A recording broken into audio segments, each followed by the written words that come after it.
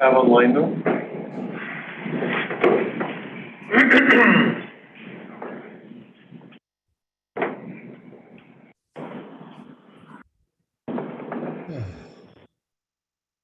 We're broadcasting live right now, so I'll just make the announcement that we're tweeting. Those of you who are watching live right now, I'm sorry for the technical difficulties getting the meeting streaming. We are right now down one member of the board, and we're waiting for a person to rejoin us, like the technical difficulties, so that we will have a quorum and we can continue. Oh, and there she is. Thank you. Okay, members of the board and members of the service, I'm calling this meeting of the Halton Police Board order for Thursday, December 29th, 2022. And I will start out today by asking, are there any regrets today? Yes, Mr. Chair. We have regrets from Councillor Somerville and board members Cordell and Madden. Thank you. Members of the board, are there disclosures of conflict of interest report today? Seeing none, we'll move on. We have our minutes of our public meeting held on August 25th, as well as the policies recap also on that date. They've been circulated for your review. What is your pleasure? Can I get a motion to approve? Moved by Ingrid, seconded by? Thank you, Don. Any comments, questions, errors, or omissions to report? Seeing none, all in favor of approval? And that's carried. Thank you. We do not have any presentations or delegations today. I'll draw your attention to our one item on the consent agenda, which is a community safety and well-being plan, or plans, plural. Are there any comments or questions with respect to this report? Ingrid, you have the floor. Yes, Mr. Chair, I just have one quick question. And as I read the material, what occurred to me is with this federally funded initiative under Public Safety Canada, how are we impacted? Are there any foreseeable changes for us? Yeah, I know Deputy Wilkie will speak to it. We're dealing with it through CSWB and through the SLT, so senior leadership team. Through the chair, thank you for the question. So $250 million allocated to the province. The Halton region is getting $3.9 million over 4 years. It is designed for upstream interventions, education prevention, led by the municipality, not the police. So knowing that we'll still be called to provide input, we've already been working at the CSWB table with Alex Starchuk and team from the region, and we are building some programming that will support the upstream educational pieces. We've actually started an action table as well, so that's a new priority within the CSWB lens, and that action table will help guide activities and report back not only to the region but to the board. A great opportunity to deploy our resources from an enforcement lens, but contribute to the educational upstream pieces. And we've already got some really good initiatives that are planned. So as soon as we get those funds, we'll be able to initiate right away. So it allows us to build upon the foundation that we've created in that realm. Absolutely. Always great to get additional funds. It is only $400,000 prorated for this year, and then it's about 1.4 for the following 2 years, and then about just shy of 800,000. But it will allow us to provide some sustainable programming for marginalized communities. And then it's really guns and gangs focused. So it's about getting to kids early before they get in and brought into that type of world and opportunity. Because it will impact the subject of later discussion in terms of the mid-year performance review, what we can do to ensure that we prevent crime from occurring. So it'll allow us to build towards preventive measures. It definitely helps on the preventive side, but as the deputy said, it's not coming to the police service. We'll be a player with the region. It's in the case of Halton, it's the regional municipality of Halton, so it's not going to each of our Burlington, Oakville, Milton, Halton Hills municipalities. It's coming to the region. So we can work with them on how it's spent, but none of it is earmarked to come directly to us as a police service. It will not offset any costs for us. And the fact that it's federal is interesting. We're used to the provincial grants and reporting metrics. Because this is Public Safety Canada, it's a different animal. And it will be actually the municipality that has to show the performance metrics. But we're brought into it through the Community Safety Wellbeing Steering Committee. We play an important role. Yes. Thank you. Thank you for that clarification. Further comments or questions? Not seeing any. Graham, I just noticed that there is no action on this particular item. Should we just simply receive it? Okay. I get a motion to receive the item, please. Thank you, Ingrid. Seconded by? Pav or Don, I need you. Okay, Pav, thank you very much. All in favor? And that's carried. Thank you. Okay, moving on to our discussion agenda. 4.1 is the correspondence from Halton Region with respect to the 2023 budget. I'm not sure. Does anybody have any questions? It's pretty self-explanatory, and we've already covered off the budget targets in the previous meeting. Are there comments or questions? Chief, what is the progress on presenting the budget to the board at this point? Yeah, we're working, Paul and Greg, as in every year, have been working hard for many, many months. So we're developing that and finalizing it to bring to the board. While we're very happy in one way with a 4.7 guideline, we have mentioned, the deputy and I have mentioned previously, we do have some unique pressures this year. There is an unknown because the board and the associations will be in a bargaining position probably by November. So that the resolution of bargaining will have an impact on the budget. So we'll have to do an estimate as we develop the budget. But then we have substantial pressures from the one district facility, the cost of that facility, and some unique costs associated to cybersecurity and cyber risk. We're going to do a board presentation on that today. I think we'll delay that to October so that more of the full board will be here to benefit from that.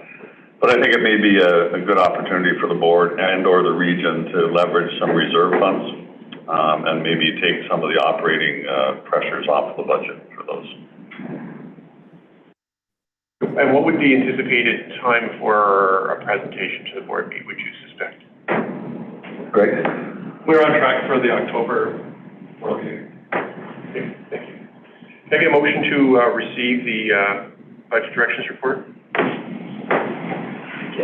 Thank you, Ingrid. Thank you, Pav. All in favor? That's carried. Thank you.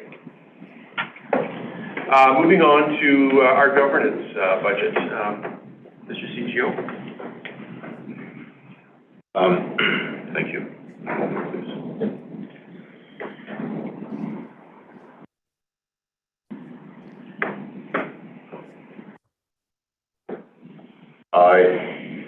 So the guideline, as the chief mentioned, is 4.7% increase in totality.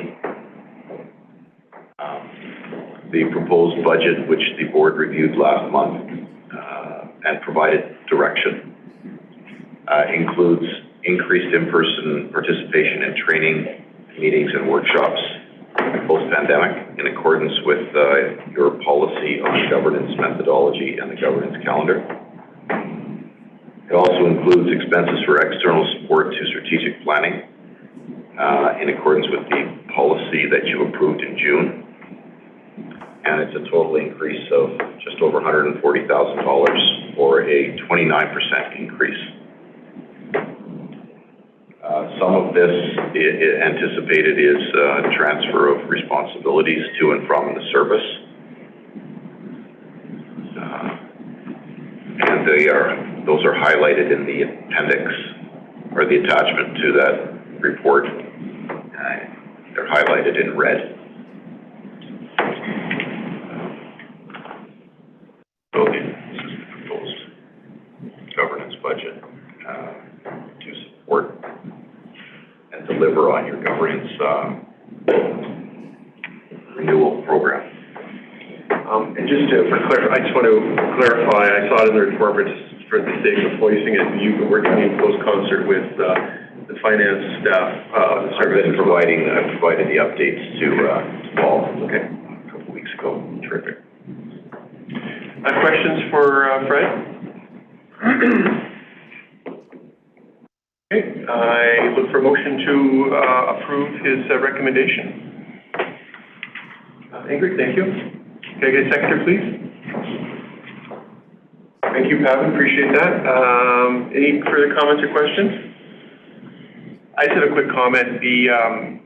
There's no question that this board has truly embraced its responsibilities for its governance role of this police service, and The budget reflects, as Fred had mentioned, not just the transfer responsibility, but an enhancement to the program that we are offering in terms of our governance role as well. So while it may seem like a large increase for this one small portion of the overall policing budget, it is a very worthy expense to ensure good governance and good oversight of our police service in Halton Region. So I'm pleased to support this and look forward to the coming year when we can start to implement even more of our new initiatives.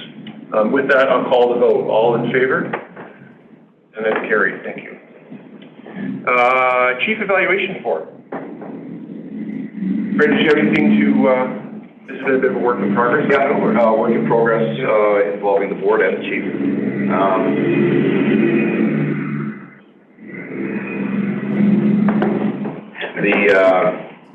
So essentially, this is an add-on to policy G06, the board chief relationship, which is the first of the governance policies the board passed. The form consists of 3 parts. The statutory responsibilities in the legislation, a section about relationships, as the board asked for last month, and the annual performance objectives.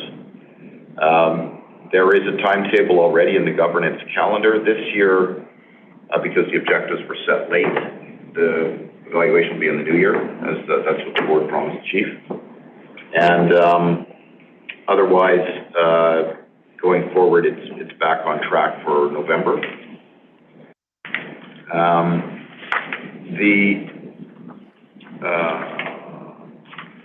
allowances are there for the process for all of the board to have input, and also for the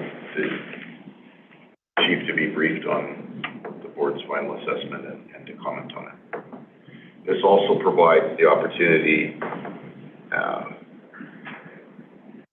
appropriately for the setting of the objectives for the next cycle. That's what it is. So terrific. I think everybody's input has been covered in this proposal. And it replaces an existing policy which hasn't been followed for years. Questions? Not seeing any. Can I get a motion to approve the proposed form? Thank you, Ingrid. You're doing a lot of moving today. You're really earning your thing today. Is there a seconder for that motion? Thank you, Don. Appreciate it. Further comments or questions? Just a very quick comment. This is yet another of our governance program that we are undertaking. So this is yet another way we've established some clear guidelines and principles in terms of how we're going to govern the police service. Probably our number one responsibility is the evaluation and the hiring of a police chief, and so this definitely speaks to that responsibility. It makes it very clear, not just from the board's perspective, even for the chief's perspective, as to what the expectations are. So it puts it in black and white, and I think that everybody's had a good chew on this one, and I think we've come up with something really quite user-friendly, for the board and for the chief. I might point out that your chair was the first person to be subjected to assessment under this new protocol, and it went fine, and I'm still here. So I think this bodes well for our ongoing realignment of evaluations. So with that, I'll call the question. All in favor? Thank you, and that is carried. Mid-year performance report. Who's going to lead us on that one? Subject to any questions, there's certainly, I think, some readily apparent ebbs and flows.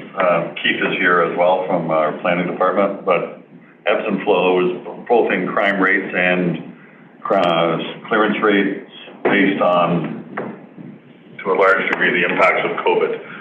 Keith we were just talking about it before the meeting started, and basically over these past 2-3 years, crime was higher, and you look at that in some of the 5-year averages. So it was higher, and it dipped through COVID, and now it should not be a surprise it's going back up. Clearance rates appear like they increased during COVID, but it was clearance rates in proportion to crime rates. So another way of sort of summarizing that is clearance rates stay somewhat consistent, but as the crime rate goes up and down, the percentage clearance rate changes. If I captured that right, Keith, give or take. So we're certainly satisfied with the numbers. We're still the safest large municipality in Canada year after year. We expect to stay there.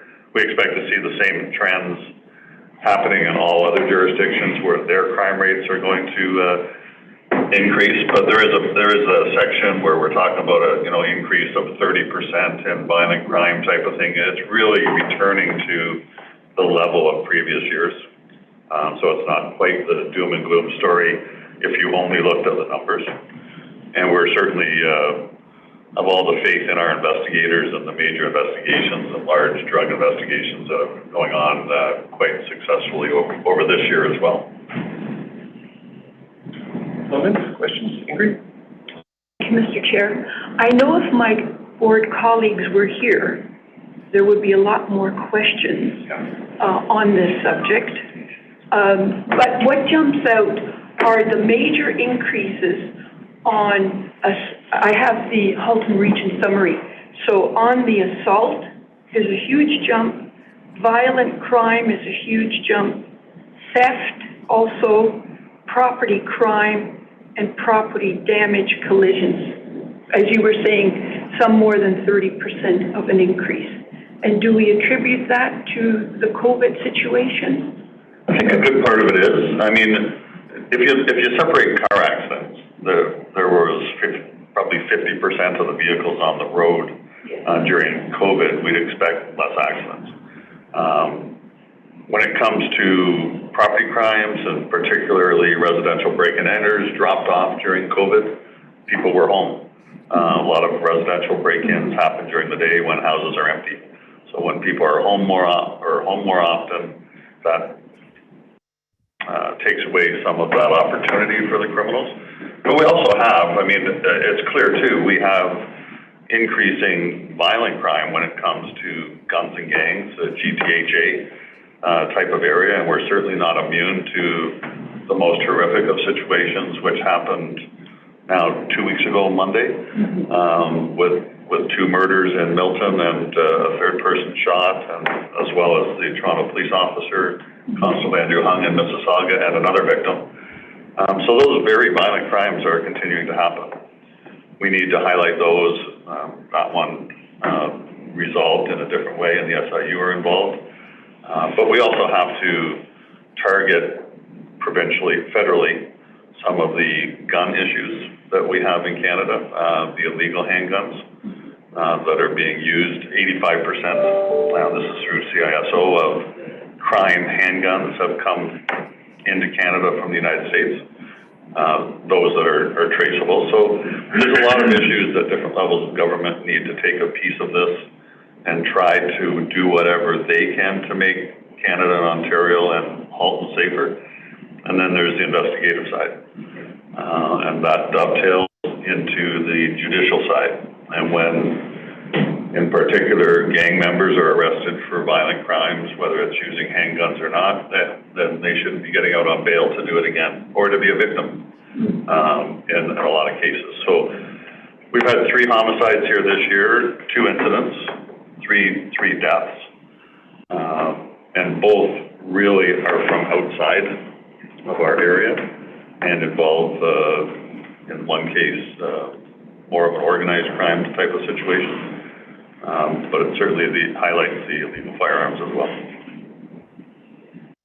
Thank you, Chief. Thank you. Don, you're up next. Yeah, this is directed through the chair to the chief. Chief, how do we factor in the explosive growth that we're experiencing and still a lot more to come? Does that have an impact on our projections as far as crime is concerned? Yeah, thank you, through the chair, it will. And Keith and our analytical staff always do a really good job of highlighting what the actual percentage increase is, but then what is that percent increase when you factor in the increased population. Sometimes I'm not sure our population numbers that we're using are 100% accurate, because we're probably falling behind growth in some of our population figures. Keith might be able to comment a little more on that, but they're the best numbers that we have. So Keith will always in these reports factor in population growth, which will then appear to decrease the overall percentage of crime increase. And one more, if I may, I noticed the variance between all districts, 1, 2, and 3. Do we have well, I know you would, I perhaps don't, but a sense of what population that each of those districts cover?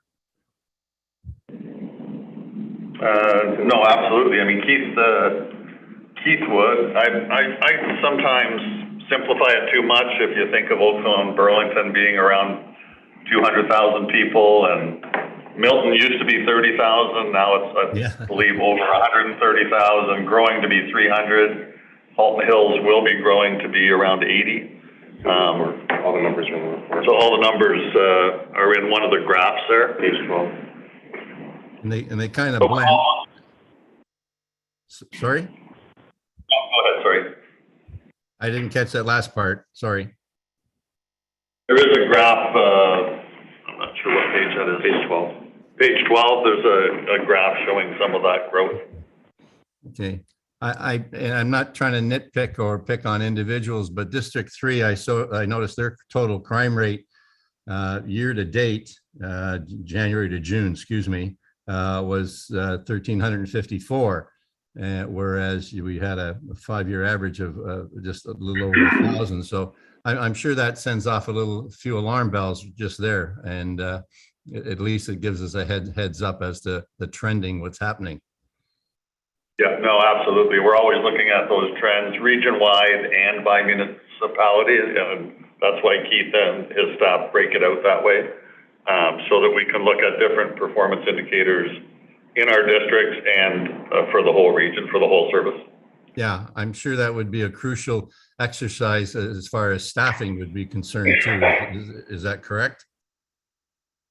I mean, staffing is always a big concern in policing, and that will be one of the things that comes forward in the budget, are the need for us to prioritize some increased staff in the budget, not just to deal with growth, because it's not a direct correlation, and there is no perfect cop to population ratio.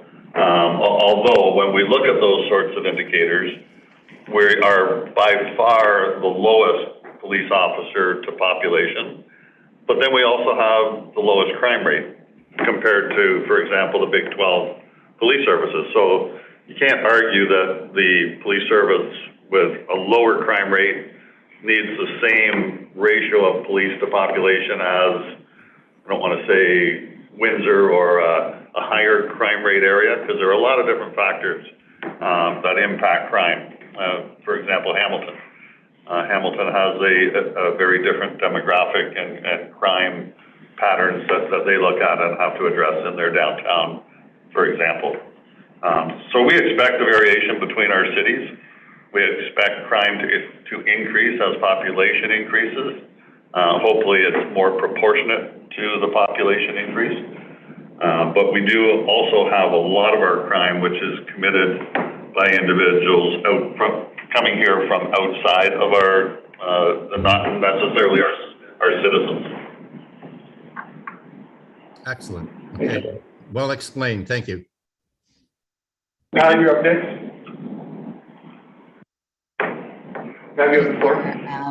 Actually, Don just covered one of my questions off, but I did want to ask, under other trends,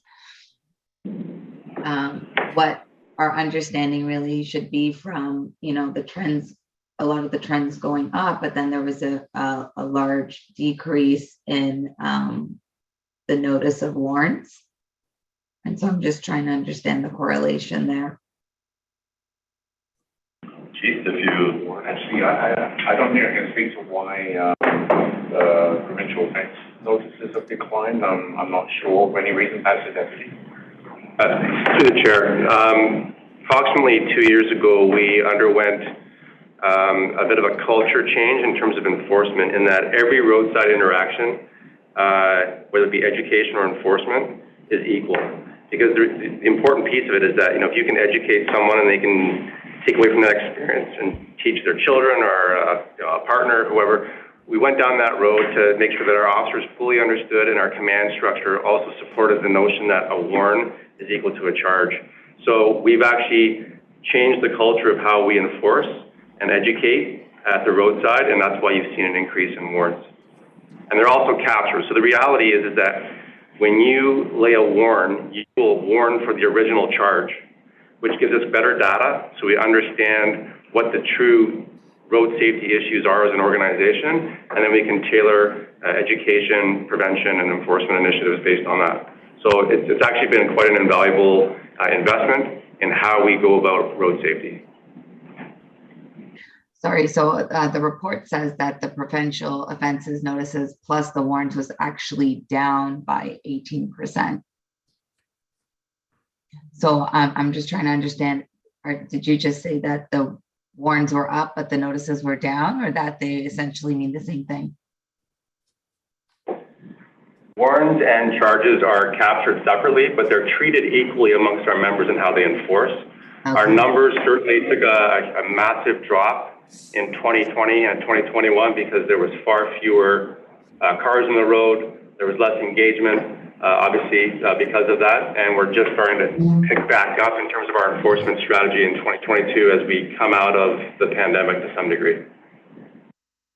Thanks for that clarification. Thank you, Pav. I have a couple questions. So, first of all, absolutely I understand the aspect of particularly GTA-related gang crime. We've experienced a number of those incidents in Oakville recently, and there's not a lot we can do to prevent that in Halton. We get the spillover from other jurisdictions. But in terms of some of these other issues, it's notwithstanding our tremendous stat of being the safest region in Canada, some people would read this and be alarmed at those double-digit increases. How will the service specifically react to some of these issues? I mean, clearly, if we're seeing something like violent crime, although that wasn't a huge uptick, but it's still an uptick, but issues like auto theft, for example, what was the service going to do to target those areas? Or how will you take away that information and reevaluate service delivery to try to get those numbers back down? I look at that and like theft is another one. Property crime is another big jump. How will the service deal with some of those? Because those ones aren't necessarily, maybe theft, auto theft would be, but some of those other ones don't necessarily impact the GTA gangs. Really, in some ways it does. I'll talk about auto theft for a minute, and one of the deputies may want to jump in as well. There has been a huge increase in auto thefts.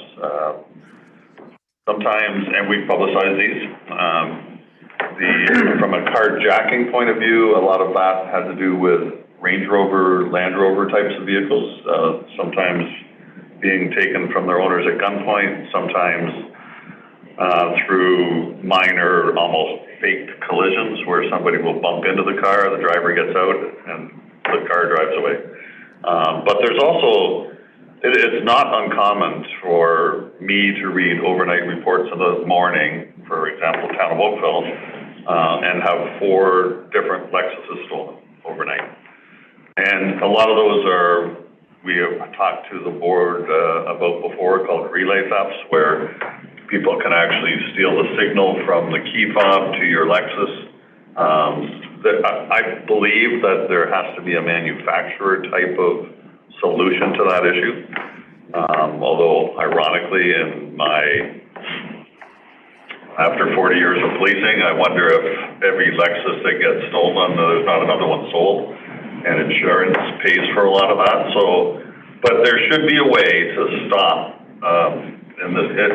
Years ago it was Toyotas, and we had an officer here who dealt with Toyota, and they made some changes to their vehicles at that point in time.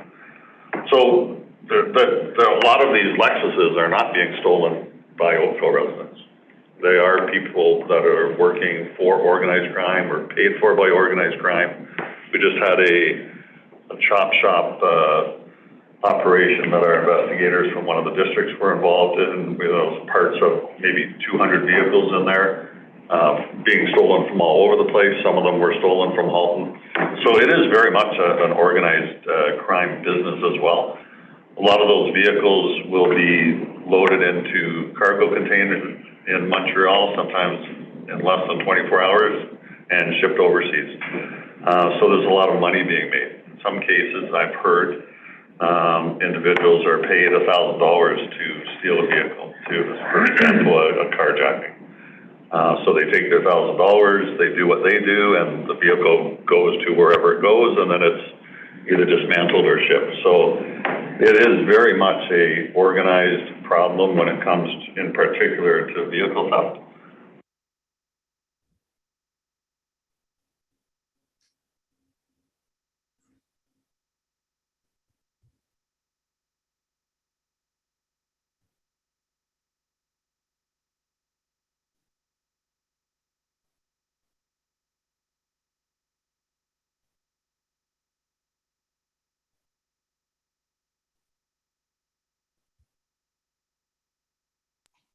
I can't hear anymore. Either can, no, yeah. We I can't think hear if you guys can hear us. Our network dropped off. Are you able to hear us now? Yeah. Yes. Sorry about that. So the other thing I would just advise the board to be mindful of is we are concerned about year over year, but the asterisk years of 2020 and 21, if you go back to 2018 and 2019, you'll have a better baseline of what to compare to. And when you look at the population growth from 2018 to 2022, it actually explains away some of the increases, if I can summarize that way, Keith. I think that's absolutely true. Myself and my peers around the province have been concerned about how to represent this issue of 2 years of completely different performance, completely different human behavior, which are represented in raw numbers and make us look like there's been a dramatic change. There has, but it was brief. And the return to pre-pandemic levels is apparent from the numbers this year. I also caution you that this is 6 months of data.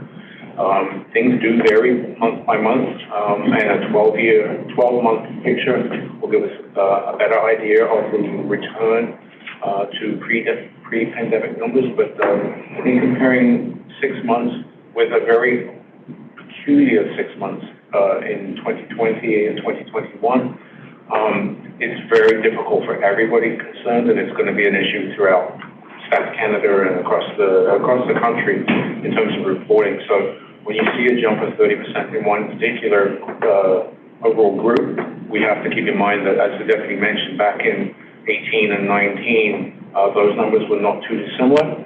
And after the full year, we'll have a much better picture. Notwithstanding, some groups of crime are jumping, and the chief and the deputies have talked about auto theft as a really good example about how that stands out as being quite unique for different reasons.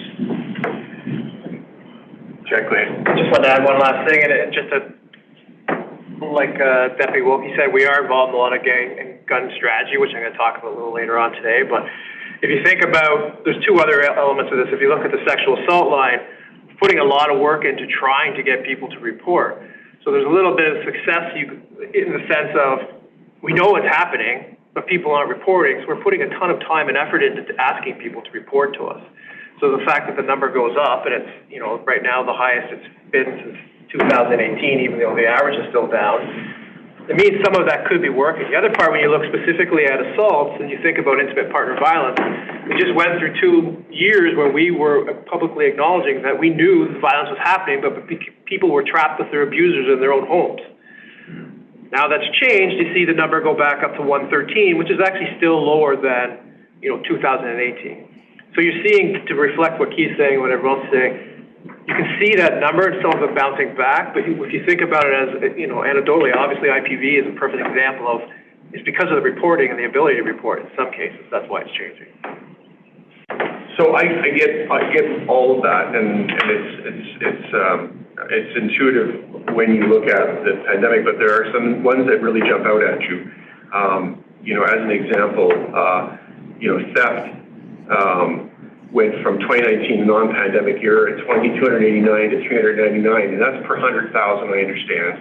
And that's adjusted, and in order, by using that per 100,000, according to this report, that's to mitigate the impact of population growth. So if we're seeing an increase from 2019, at 289 to 399, in the eyes of the public, in the eyes of the, our consumers, our owners, that's a pretty substantive increase. And those theft crimes, those property crimes, those are the ones that people, I think, really, more than almost anything else here, really rattles their confidence in their public safety when their homes and their property are being violated. How do we account for that? Because I don't think, and this is what I said in my preamble, the previous one, maybe I wasn't clear enough, because I know you really focus on auto theft, and I fully acknowledge that auto theft is to a large extent organized crime. But property crime, I imagine, unless I'm wrong here, is not necessarily, or theft in general is not necessarily organized crime. Certainly some of it is, but that's a pretty big jump. So how do we account for that, and how do we go forward to try to make an impact on those numbers in the future? As you were speaking there, I was just thinking about some different patterns that I see in our reports, and maybe I could ask Keith to have a look at. There are a lot of thefts that do not involve private citizens as the victims, right? So we have a lot of shoplifting calls. I am amazed over the last year or 2 years, but I think even increasing maybe more now. There's so many thefts at LCBOs, at liquor stores, not so much beer stores. I guess the cases are too heavy, but every day we have, almost every day, I'm sure, someone committing a theft at liquor stores, and we catch a lot of them because they're in the neighborhood still, left on foot with 4 or 5 bottles. They just walk out. And I'm sure there are some thefts that we read about which are grocery store related. There may be some people that are that desperate because of other impacts that they've had, or unemployment types of situations, not making excuses for anyone, but I view sometimes the theft of food different than the theft of alcohol from an LCBO. Maybe Keith, we could have a look at, we do for break-and-enters. We certainly differentiate between residential break-and-enters and commercial break-and-enters. I'm not sure we always look at the thefts that way. We lump thefts more together. It is broken down a lot more by our analytical unit. And of course, this is a world of number. Yeah. I think in light of the percentages here, I think it'd be really good if we got some broken out information at our next meeting to maybe help identify that, because although, and I will once again acknowledge, because it's an important one to acknowledge, that we remain the safest regional municipality in Canada, the safest community in Canada, all that, and that's amazing. Hats off to everybody that's involved in that, the citizens, the police, everybody. But some of these stats, they do cause a pause. And when you look at things like property crime going from 592 in 2019 per 100,000 to 742, I think it does. I think it rightfully deserves some additional. So if you're not muted, sir. If we could maybe unpack some of those so the board can have a little better snapshot. And when we're unpacking that, is it possible to also unpack hate crimes, cyber crimes, and human trafficking? Because those are all very top of mind right now. It would be nice to have a sense of where we stand on those things and to start actually keeping an eye on them. Those are 3 areas, particularly, those are 3 areas that we hear a lot about. We've had presentations on them. We've had, it's top of mind for everybody in policing, whether civilian or sworn. So if it's possible to get some of those broken out too, so we can start looking at some trends. I think we can do that, Keith. Sure. Okay. So that's good advice from the CGO. Just for the sake of being able to track it on our outstanding issues report, we're going to make. I would suggest a motion, and I wonder, Ingrid, could you help me with that? Certainly. The motion would be that at our next board meeting, the staff be requested to break out statistics specifically related to areas where we've seen increases between post-pandemic and pre-pandemic numbers, and as well unpack areas around hate crimes, cyber crimes, and human trafficking, wherever possible. I know it's attached to this in the context of this. in the context of the report, yes. Okay, so you want to see that back? Yes. With that other stuff? Yes. By next Say meeting. that, sorry, hate crime? Hate crime, cybercrime, and human trafficking. Now, I understand that not all of that is infinitely trackable. I think at this point, some of it may not be, and if that's the case, that's fine. Maybe just explain that, but if we can get as much information on those areas as possible. Helps us create a bit of a baseline too, to understand that, we are investing more resources in areas like human trafficking and cybercrime. It'd be nice to be able to actually, not just from a point of view of understanding the impact on our community, but also understanding the impact on our budget and how well we're succeeding in those areas for future. It might not today, but in the year and 2 years, the board can start measuring the impacts that we're having by funding these particular areas. The only thing I would caution people on is when we report or break down different types of crimes. I'm thinking of when you mentioned human trafficking. And I parallel it to a discussion I had with the chief of police many, many years ago when I was a sergeant. There are some crimes which are, from a reporting perspective, are more enforcement driven. We don't have a lot of reports of human trafficking that we go and investigate and there's not charges laid. But if I use the drug example, we used to have a very small drug unit here, like 4 people. And I was talking to a previous chief saying we should double the size of the drug unit. And the chief said, well, we could double or triple it and we would have 2 or 3 times as many drug charges and it would make it look like we have a drug problem. And I said, no, the drugs are there. We're scratching the surface when it comes to enforcement because you don't get a drug trafficking offense unless there's a charge. So if you take all the resources out of the drug unit, you can make them have a drug problem anymore. Human trafficking is probably different and more complicated, but we have a full-time, very active human trafficking unit who are making some headway into human trafficking. But human trafficking is huge. It's going on in almost every hotel in Halton every day. So some of our stats are enforcement driven, not so much on the theft side. People will report thefts to us, and sometimes they're harder or easier to solve. And I think also some crimes, rightfully, I want every crime reported here, but I think sometimes we get some crimes reported in Halton that a citizen in Mississauga or Toronto might think, I don't want to bother the police. So we're going to have some nuances, but just keep in mind some of our statistics, impaired driving, sometimes we get a call that someone thinks someone's impaired, but we don't know it's an impaired driving unless we find the person and charge them. So there are some different ways of looking at that, but just for the board to be thinking about. Yeah, I think that's understood, and that's why I put the caveat on that as much as you can unpack it, it helps provide some context to those numbers. Keith, do you have a comment? I need that this is based on 6 months and not 12. Yeah. And if that's what you'd like reported and broken down, we can do that. Well, presumably, and maybe I'm wrong on this, presumably the 6 months you're reporting for 2018, 2019 are the same 6 months. They Okay, are. so then it should be an apples-to-apples comparison, I would think. I think it just behooves us as a board when you present statistics like that, so we can drill into it and have a little bit better understanding of it. Because certainly our constituents in the community will be asking those questions too. Pat, do you have a further question? Oh, sorry. I apologize. Can you hold for 1 second? I forgot to acknowledge that Fred had a point or question. Yeah, that's fine. I'm just wondering if the board's information needs might be served better by expanding this past just the statistics. So we've got a good chunk of statistics. There's a few more the chair's asked for. It is apples to apples. I love that it's got the context in the Big 12 as well. And we've heard lots of answers about what this means, why this is the way it is, stuff like that. But on the human trafficking thing that the chief just brought up, I think there's probably, this could be more valuable to the board's needs, info needs, if perhaps the human trafficking was a non-statistical type performance section, like there are some stuff that maybe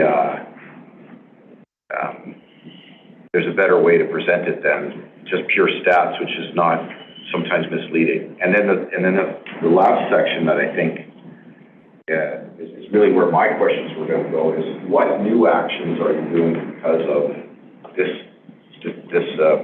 your own performance of yourselves? What and the region, quite frankly, because it's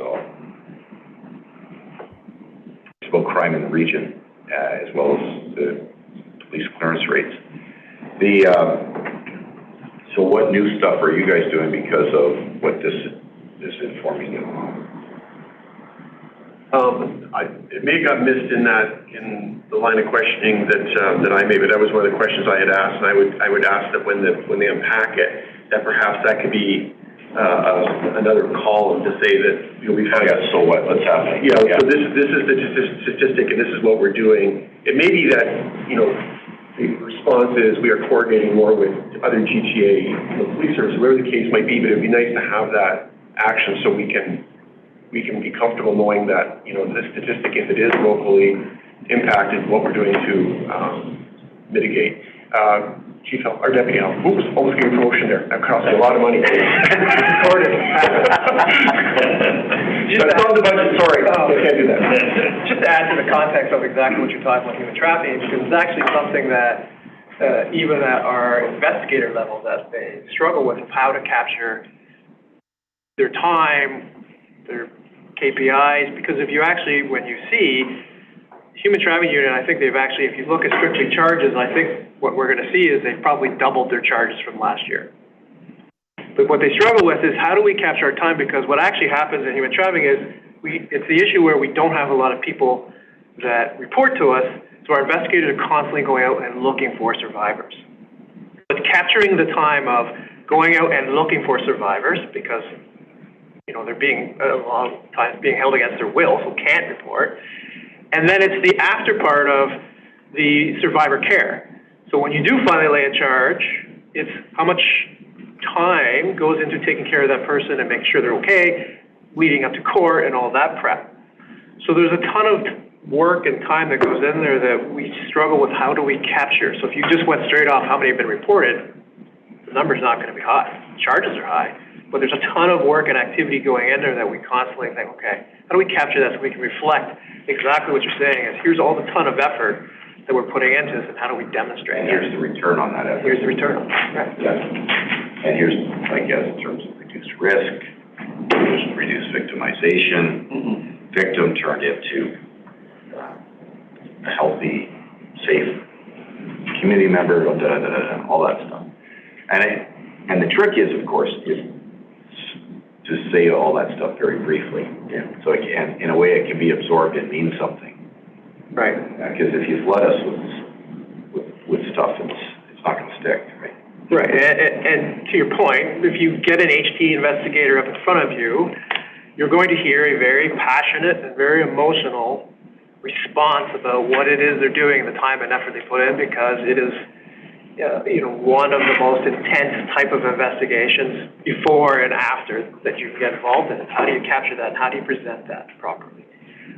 Because unfortunately, like we've talked about before, to the point you just made, sometimes the survivor isn't really okay after we deal with them. Like they still have other issues or challenges that we struggle with and try and deal with, and that's when we bring into other community groups, and it's painting that picture so it's simple and easy to. I guess from my perspective, it's important to paint the picture though as much as we can though, because when you do see, and human trafficking is not, I'm starting to do your acronym thing now, I gotta avoid that. Human trafficking is not part of, or is not explicitly listed here, but, when you look at these numbers and you see these statistics can be a little jarring unless you unpack them and you explain, the rationale behind it. And this is a very public report, and the public have a right to understand this. And there's especially during election cycles, there's anecdotal information about, crime is on the increase. It'd be nice to be able to have some explanation as to, what this actually means beyond saying it's, post-pandemic and pre-pandemic, because, some of those statistics, like I said, if you look at property crime, the pre-pandemic number was 592 and it's now 742. So I think unpacking that, those other areas, and maybe telling a little bit of the story and what the mitigation things are would be very useful. in terms of providing some comfort to the community, but also, an understanding of what we're doing about it. Like, not just that here it is, this is what it is. It is what it is. We say, these are the statistics, and this is how we're going to specifically target that area going forward, wherever we can, because obviously sometimes we can't. I have a lineup of speakers, so before I go to speakers, Graham, did you capture the motion that Ingrid is excited to make? I hope so. I could probably use some wordsmithing. Okay, so just as long as you made some notes, and then we can come back to that, and then we can review that once we get through the questioning or the questions that are still outstanding. So I see Pav's hand up, and I think Don also had another question, if I'm not mistaken. Correct. Ladies first. Thanks, Don. Thank you, Chair. My question is, excuse me. So I've heard recently a lot of concerns from residents about business property crimes. And I think the concern is stemming from our denser areas, in my experience, because we're building communities that have, these neighborhood centers that are walkable. So your pharmacies down the street, your convenience stores down the street, and there's essentially residential right next to these areas. So when crime is happening, the neighborhoods are feeling very unsafe. And sometimes I've heard back from our service that, these areas are targeted, especially because of their location and how close they are to the highways, for example, and how quickly the criminals can get away.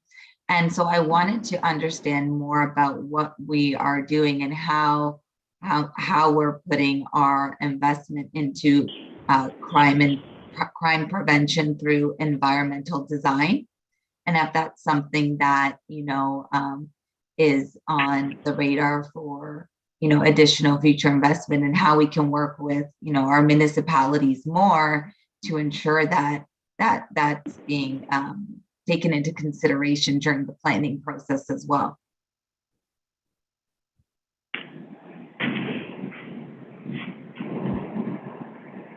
Anybody have a comment on that? Yeah, we're certainly still doing CPTED, crime prevention through environmental design. In fact, there's a pharmacy in Oakville which has been robbed more than once in recent months. The one time was earlier in the summer. Those suspects were actually investigated, caught, and charged in that situation. And our crime prevention people have worked with that pharmacy to make suggestions on how to maybe harden it somehow. But there will be certainly an element of truth to the fact that if a business, and pharmacies can be targeted by criminals for drugs and for money, but largely for drugs. And if they are close to a highway or close to an escape route, that is going to be something that these criminals look for and make that one pharmacy more susceptible or more their preferred victim business as opposed to another. It's hard to stop that because on the flip side, and urban planning and everything else that's going on, people want pharmacies walkable to their townhouses or their whatever multi-level dwellings, and particularly in some of the neighborhoods in your area in Oakville where there is a lot of growth. That's something that people want, but it does lend itself sometimes to victimization because those are targets that are perhaps easier in the minds of the criminals. But CPTED is something that we do offer, and we did in that particular case, I know specifically, and suggestions have been made. Jeff or Roger? To the chair, we do have several annual campaigns on crime prevention. We do have a lot of information on our website as well on how to connect with people that can provide CPTED analysis of workspaces and businesses. We also put that messaging into our media releases. So when you do have a spree of crimes, let's say in an industrial area, you'll see pieces at the bottom on how to connect with us, how to target harden. So, at the end of the day, community safety well-being is a shared responsibility. There's, business groups that need to align and work together on, supporting each other in that regard. So we do have those campaigns available around the clock and throughout the year, which we're proud of. We leverage our social media platforms as well to push that information out. Thank you. Don? Through the chair to the chief or the deputies, how do we know how well our campaigns are doing? And I'm focusing specifically on the impaired driving. I don't think any offense has the seasonality as much as impaired driving. I love the fact that we're actually publicizing the names of the individuals that have been found guilty of those charges. And I was wondering also if we feel that has a direct effect going forward. I would have to look at the information as it would break out seasonally. One can only assume that the holiday season, Christmas, New Year's, what have you, has got a higher incident rate, and we combat that with your ride programs. But is there a huge difference between quarters, let's say, on these numbers? I think historically, Don, there was a perception and maybe a misperception that impaired driving was a Christmas thing. I think there were a lot more Christmas parties 20, 30, 40 years ago. I think that's changed. Impaired driving is definitely year-round. In fact, the power of a ride program is that it's random. Nobody knows when it's going to be. When we ramp up ride programs, maybe for the holiday season as an example, it might be a deterrent to some people, but not to everyone. And the impaired driving is happening everywhere, every day. I think one of the real benefits or successes of our education or social media presence when it comes to impaired driving is the number of times that impaired drivers are stopped or charged because citizens have called us, or people working at the drive-through window of, Tim Hortons or Wendy's or whatever it may be, or liquor stores or beer stores are calling us and telling us and getting license plates or stopping the vehicle sometimes themselves. So I think it's somewhere in the neighborhood of 30%. I think it's somewhere around 30% I have in my mind of our impaired, or maybe higher, of our impaired charges are really as a result of citizens calling us and working with us. And that's a very positive thing. Excellent. Back in, I can tell you, in 1982 and 3, most of the impaired drivers I ever stopped when I first started in policing was because I saw them swerving on a road at 2 o'clock in the morning. So it's much more around the clock. I mean, we've had impaired drivers at 4 or 5 or 8 o'clock in the morning. So there is no real pattern to it. There is a pattern. We publicize this as well. We have an officer who became very proficient at finding and arresting impaired drivers at liquor stores when the liquor stores opened, because they were waiting to be there to buy more. So, I mean, there's a sad part to that, but there's also an efficiency part to it. So year-round, 24 hours a day, and it's happening far too often, and far too many people are being injured or killed. One last thing, has the demographic changed? I don't make a habit of it or track it, but I do make a habit of it reading. And I don't want to pick on any segment of the population, but I'm always, I don't know why, but more surprised to see the amount of younger women that are getting charged now. Has there been a shift, or is that always, I mean, it isn't just the alcoholic, as you said, waiting for his next drink at the liquor store in the morning. It's has there been a more of a blending of the population? We could look at some of the statistics perhaps by age, but I would say anecdotally, there was a time where our perception was it was the 40 or 50-year-old male was the prime concern, and that females were much less likely, or that young people were getting the message that they weren't going to drink and drive. I think that has shifted, and it's across the board now. It's very young drivers. It's gender not neutral maybe, but very much and very much more diverse in many ways. The accused persons in impaired driving situations. So I don't know if time has erased some of the education that our young people for a while were very much more careful about it. I think they think about it and they talk about it more often, but we do see accused people across the board. Well, and it helps target your messaging. Thank you very much. Thanks, Don.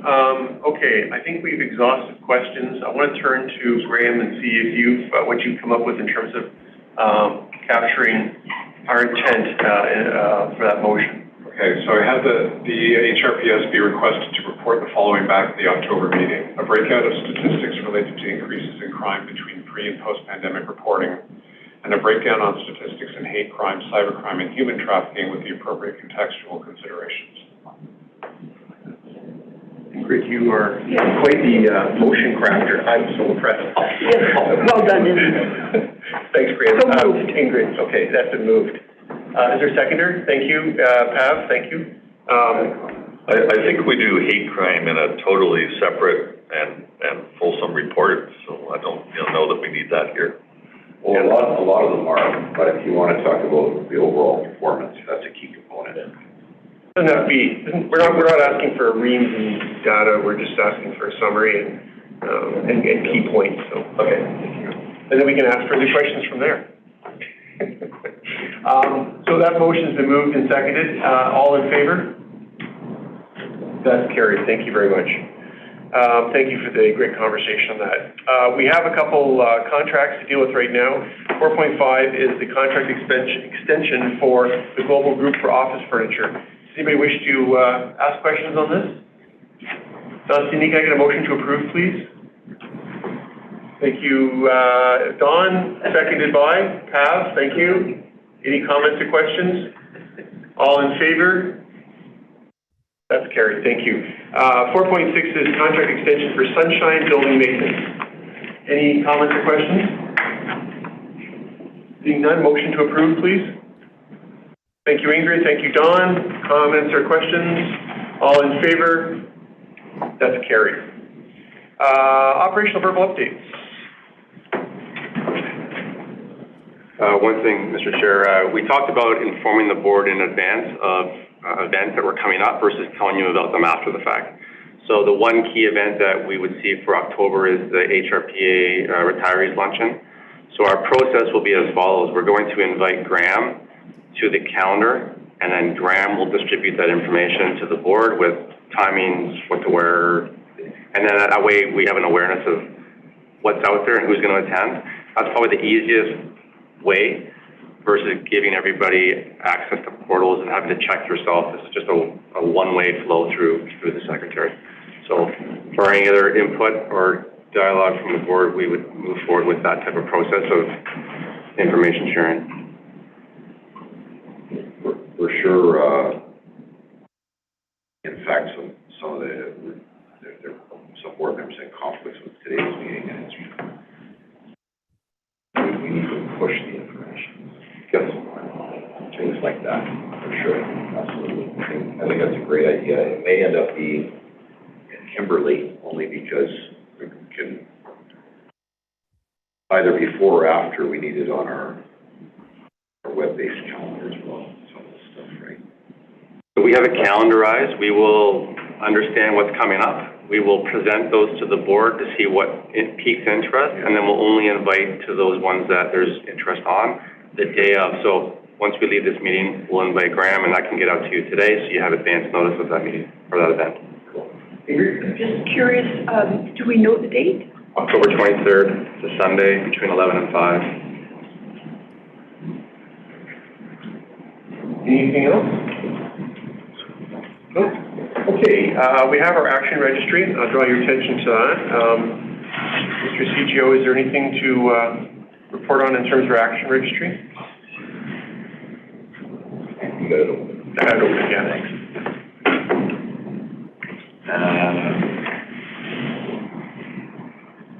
So next month, there's supposed to be a complaint management workshop.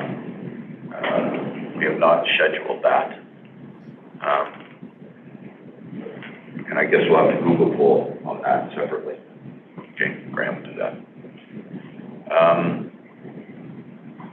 And also internal harassment cases and their disposition. We have now going to have a very, very crowded October meeting. In fact, I would suggest that we've got enough there for 2 meetings, especially with the budget. Okay. Now have the organized crime presentation, the cybercrime presentation, budget presentation added to a normal monthly budget, monthly presentation. Plus those 2 things. Great. Might be a second day. Maybe suggest something in early November. Just thinking about some of the complications around internal harassment cases. And we've got the policy in place. Our harassment policy is being reworked by our internal support network, which is a great piece of work, which is coming to be completed soon. Which will streamline some different things for our members if they have complaints and how those complaints are handled. But we had already made the decision as a service and with the board that we would, when it's appropriate, we'll investigate these harassment types of situations externally. When the reports come back from the external consultants, whether it's a law firm or whoever is contracted to do that, most of it is very confidential. And both the plaintiff or the complainant and the respondents in those cases are, it's put on them that it's confidential and they're not to talk about it. So I'm just having an issue in my mind of the complication of reporting on those sorts of things in the public board meeting. If I'm going to talk about anything to do with... We can move it to in-camera. Yeah, I think it's... Yeah, that makes sense. I think that it's only on this side because it was asked for publicly, but it really should be in the confidential section, yeah. That's my point. Yeah. Thanks. Thank you. Can I get a motion to receive the action registry, please? Thank you, John. Thank you, Ingrid. All in favor? That's carried. Thank you very much. Members of the board and staff, I'd like to draw your attention to the receipt of public correspondence. There is one item on the public correspondence list that I've requested that we lift from the list, and that is, changing screens here, that is the Let's Remember Adam motion from our colleagues in East Ferris, Ontario.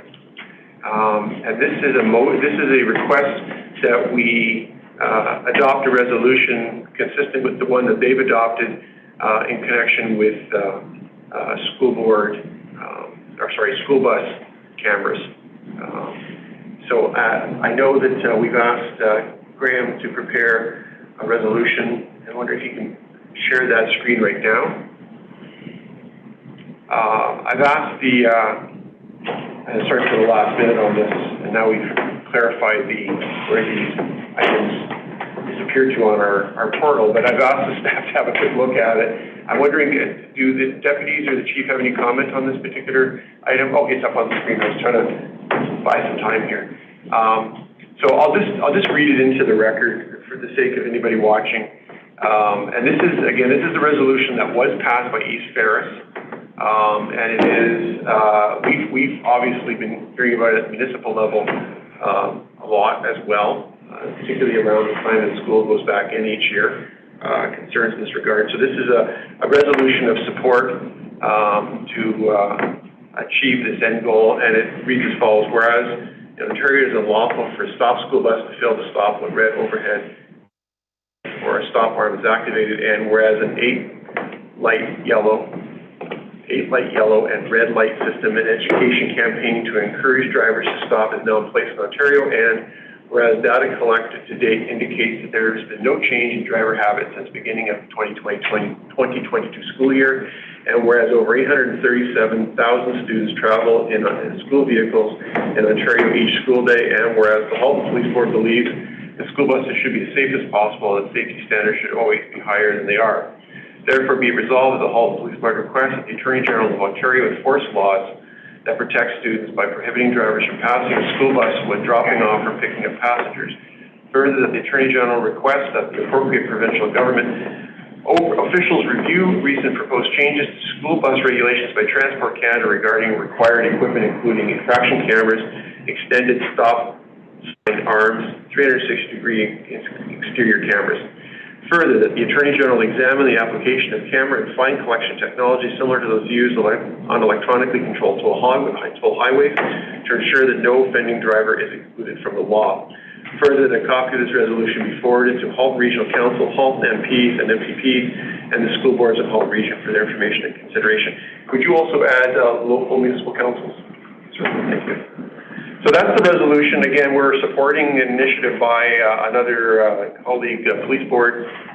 Certainly, it's something that I support. I'm living half a block away from 2 elementary schools. I see this all the time, and it's troubling. There's so many private school buses and French immersion buses and such, but people just don't seem to give any concern to, and it's an accident waiting to happen. So I support this initiative, understanding that there will be funding implications should the province agree with this, but that's something we can work through. There's no level of funding that's not appropriate for the protection of our children. Deputies or chief, do you have any comments on this at all? Concerns? I mean, I fully support anything that keeps the students safer and our school buses and their occupants safer. The complications that I see would be around who is authorized to do this and who pays for it, as we discussed briefly earlier. It's not a police issue. The safety is a police issue.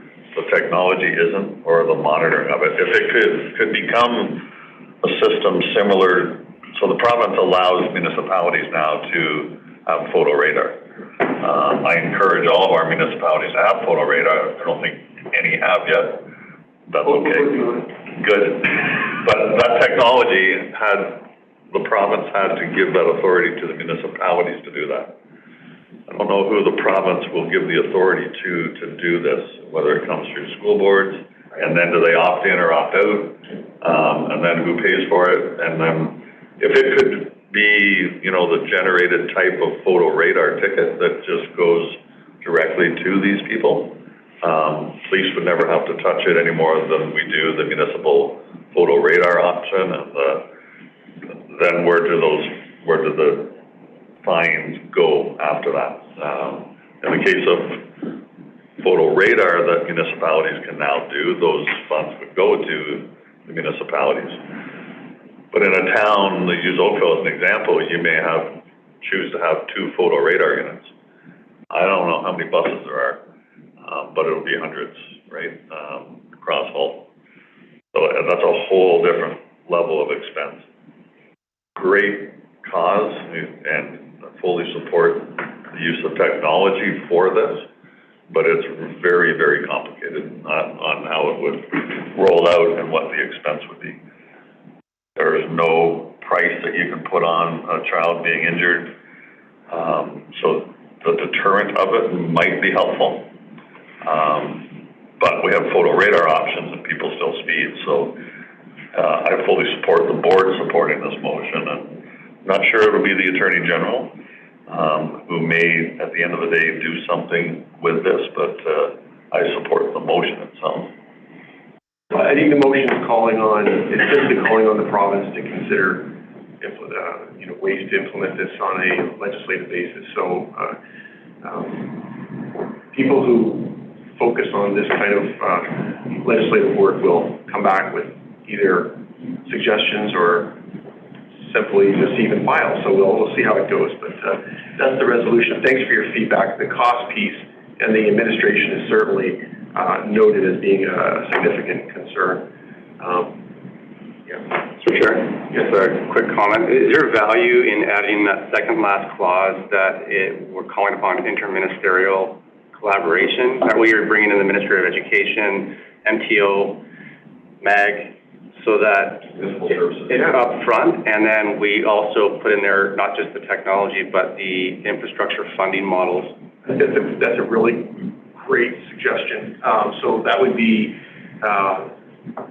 what ministries would that be? That would be Ministry of Education, Ministry of Municipal Affairs and Housing, I guess Solicitor General, MTO.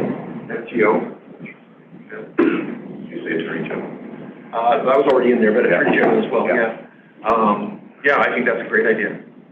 Yes, sir. Would it be appropriate to perhaps, rather than say request the Attorney General of Ontario, just request the province of Ontario and all appropriate ministers to collaborate, and just words to that effect as opposed to specifically? Then you don't limit it. Then you don't limit it. Yeah, so that makes good sense. Thank you. Does that capture it in your mind? And then just the examination of the infrastructure funding pieces, not just what kind of technology, it's like, well, how would we fund this? And then you talk early in the burn so that they don't just dump it on the Solgen and us or the municipalities to fund this because they want to. Yeah. That would be a terrible precedent, not to dump it on police to fund. That's been the dialogue in the province though for the last 5 years. Graham, do you have, I mean, there is an option of making it a cost of doing business for the school bus operators, which are all, I think, if not all, most are private sector anyway. So, Mr. Chair? yes. Can I just ask a quick question? Sure. East Ferris, Yes. I assume that they would be approaching other services as well. This went to all services. To all services. Yeah, I think this went through CAP. It went to all Ontario Police Service Boards. So at this point in time, we wouldn't know what the status is. No, and typically these advocacy motions, which we make a lot of them in council, Okay. they're made by one municipality and then it's shared with other municipalities. And in theory, the volume of requests can sometimes trigger more significant review than a smaller police service or a smaller municipality saying, hey, we need this. So the idea is strengthen numbers. Critical mass. Yeah, critical mass, yeah. Graham, can you read that back to the issue? Sure. So essentially what I've done is I've changed references to the Attorney General to Province of Ontario and added that those ministries that were mentioned be included in those parties that are circulated on the motion. Okay. And did the part about big cost, did you capture that? I appreciate some recommended wording on that. I think there's a word about examining, I don't have it in front of me, but examining either technology or, I would say, and the infrastructure funding models to sustain this program. Because getting the cameras is one thing, updating them, doing the fixes, that's another that would probably be borne by our municipality. Yeah, I see the one you're, so the clause you're referring to is further, the Attorney General examine the application of camera and fine collection technologies. And I would maybe put a comma, as well as administration and the financing thereof. And then another comma, similar to those used on electronically controlled full highways to ensure no offending drivers, something along those lines. Okay, how would that work for you?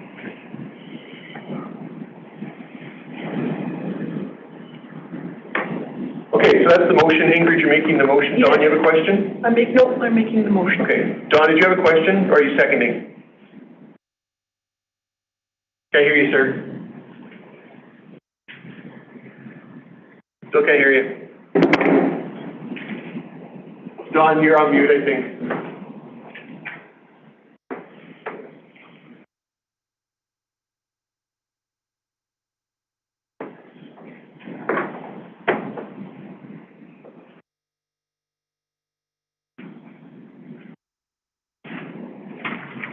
Nope. Can we unmute Don? How's that? There you go.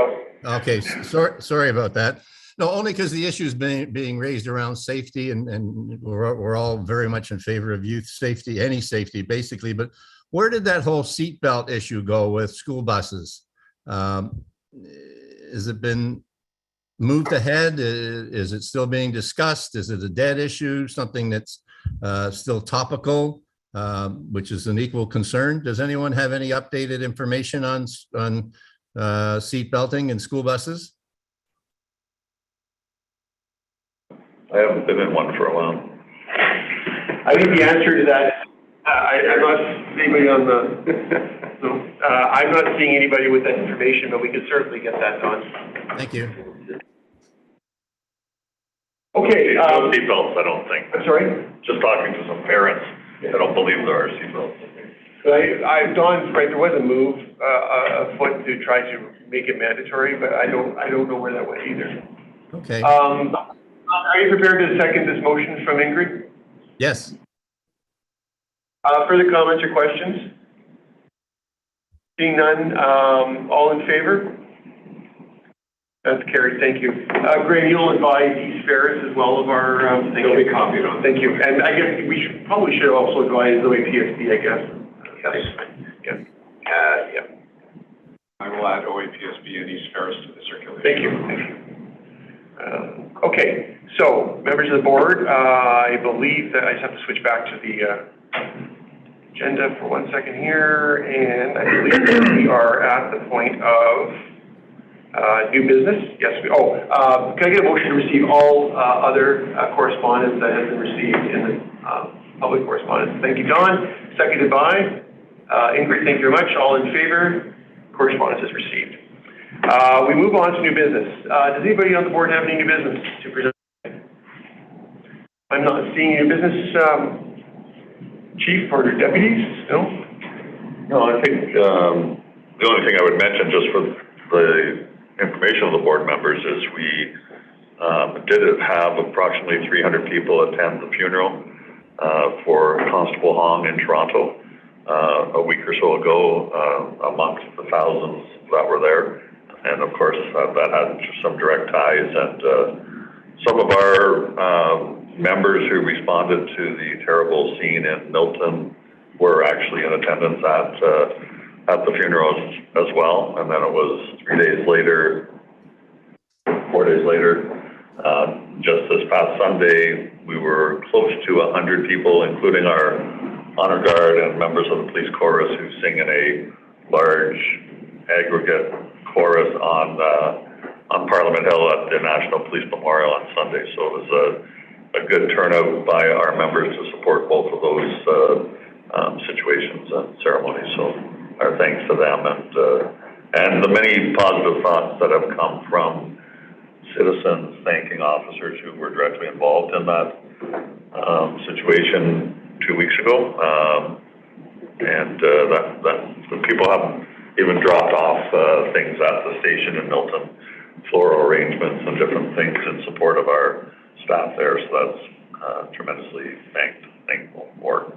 Thank you. And I will acknowledge this and thank our colleague, Kurt Allen, who attended the Hong funeral on behalf of the board. So thank you for that report. I do have one piece of new business. Thank you to the service for a tremendous board day for our tour, inspection, whatever you want to refer to it as of the facilities across Halton region. It was, even having been on the board for 10 years myself, I've learned a lot from that day. Super impressed with the team. I mean, I've always been impressed with the team, but man, that day really accented what a fantastic group of women and men we have across our service, serving all the districts and all the divisions. So hats off to everybody involved. I really like our vehicles, by the way, but anyway,